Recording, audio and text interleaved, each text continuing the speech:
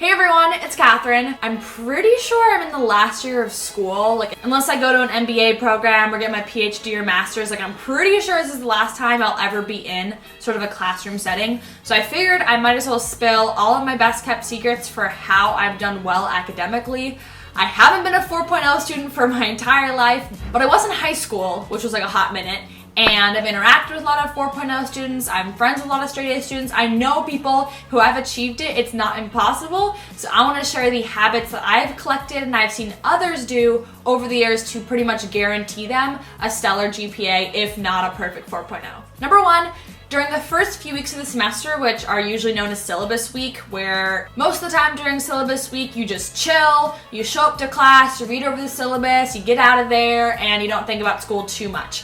Straight A students, though, flip that on its head and make syllabus week the time of the semester where they're putting in the most concentrated effort. And that's because of the halo effect. The halo effect means that if you do well and you look like an angelic student for the first few weeks of the semester, that halo will stay with you for the entire semester. So if you don't want to work as hard for the majority, just put in some good effort during the first few weeks, show up to class, participate heavily, ask great questions, do the reading, talk to the professor after class, be an engaged student for those first few weeks. And even if you slack off later or you forget an assignment or you do something maybe not A-worthy, they'll still have the original image in their mind of you as the best student in the class. Number two, make every assignment a meaningful one. If you have the benefit of actually choosing a topic for a project, an assignment, a paper, make it something that means something to you. For example, if your dream job is to work at Disney and you're assigned a project that says, talk about the best social media marketing campaign from 2016. Don't just pick the most common one, the most readily available, the most popular one that everyone else is going to do because it's an easy topic. Pick something that you could feasibly use later on down the line. You could use your project where you talk about the best social media marketing campaign that Disney did in an interview with Disney, in a conversation with someone that works at Disney. You can impress someone by doing something that's meaningful to you.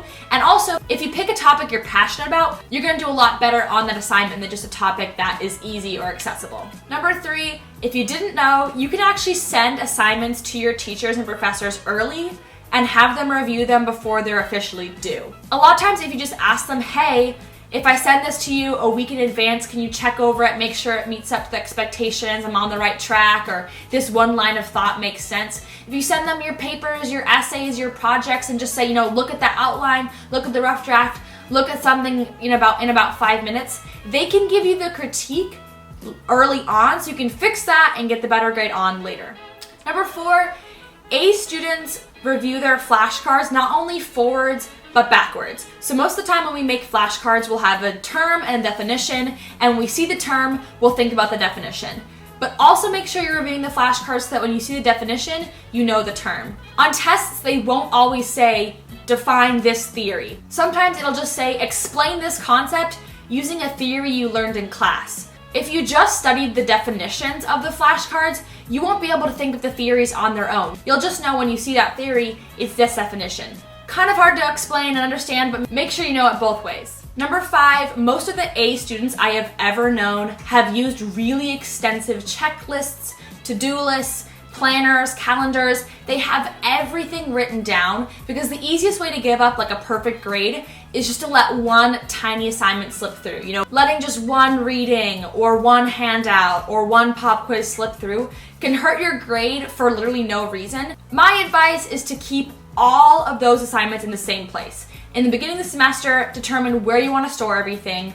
Go through each one of your syllabi and write down every single deadline in your calendar or your planner. Every single time your teacher makes an update and says, hey, we're moving that quiz up, or there's now a handout you have to turn in next Tuesday, when you hear those things, don't just write them down in your notes from that day or on a sticky note or a reminder on your iPhone. Put them in that central place, either your planner or your calendar, so that everything is cohesive, because that is going to keep you way more together and make sure there's nothing that slips through.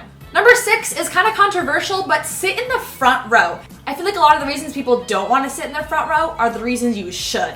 For example, you should sit in the front row because it keeps you in class. If you're in the back row, if you skip class, no one's gonna really notice. But if you're in the front row and you're gone one day, the professor is gonna see that and maybe discount you a little bit. So it keeps you accountable if you sit in the front row, because you'll actually show up to class every day and make a good impression of yourself. It'll also feel like a much smaller classroom environment because realistically, it feels like there's no one else in the room but that first row. You don't see anyone else in front of you. It's just you and the professor. It makes for a much better relationship. Additionally, you can make eye contact with the professor much easier. That's a comment I've gotten again and again from teachers, that they think I'm a really engaged student because I'm continuously making eye contact with them and not just looking at my laptop or looking at my notes all the time. They'll think you are much more engaged and paying attention if you do that. Even if you're drifting off, it's just better if you can make eye contact, and it's so much easier to do in the first row. And then most obviously, it's much easier to participate if you're in the front row. You'll get a lot more participation credit. The professor will get to know you better if you're in the front row, and that's what's going to separate you at the end of the semester when they're thinking, hey, should I bump her up from an A- to an A or keep her at that A-. Number 7, join clubs with people that are 4.0 students. So join an honor society or community service organization or a club for your major, because then when you go into a new classroom, maybe you don't have, a ton of friends there, you'll automatically have a couple of people who you can sit next to. If you miss something the professor says, you can ask them. If you don't understand a homework assignment, you can ask someone who probably actually understands it.